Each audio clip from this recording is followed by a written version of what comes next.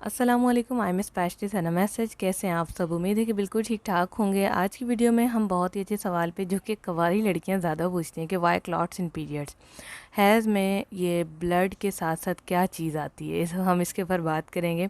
एक वीडियो मैंने बनाई थी, उसके थंबनेल में मैंने ऐसे कुछ लिख दिया था तो काफ़ी डिसअपॉइंटेड हुआ था कि एक दो लड़कियों को हया का मसला आ गया था, तो मैंने इसके ऊपर बात ही नहीं की थी दोबारा।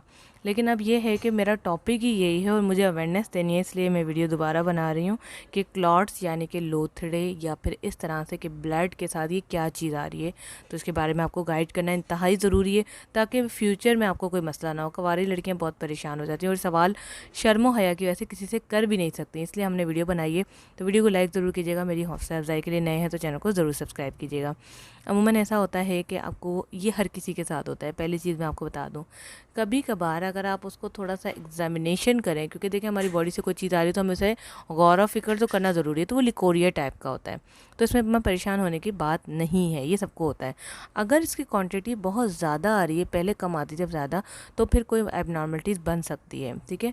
दूसरा ये है कि ये कचरा भी आप इसे कह सकते हैं। ठीक है, उर्दू ज़बान में और आसान लफ्ज़ों में मैं आपको कह दूँ, कचरा भी आप कह सकते हैं। एक रिलीज़ होता है, उसकी झिल्ली भी आप कह सकते हैं। पीरियड्स जब आ रहे होते हैं तो उसके साथ कुछ स्किन वगैरह भी होती है। ठीक है, वो भी आप कह सकते हैं। तो 3-4 रीज़न है। कुछ ऐसा होता है कि जिस लड़कियों को लिकोरिया होता है उन्हें तो ये लाजमी आता है और ज़्यादा आता है। ठीक है, तो ये इसका इतने परेशानी वाली बात नहीं कि क्लॉट्स कोई मसले की बात है।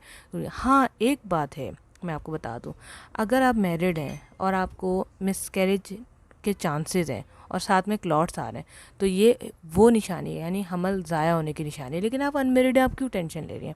ये तो उन लड़कियों के लिए जिनको जो प्रेग्नेंट है और उनको जो है ब्लड भी आ गया है, क्लॉट्स भी आ गए, तो उनके लिए परेशानी की बात है, ये आपके लिए नहीं है।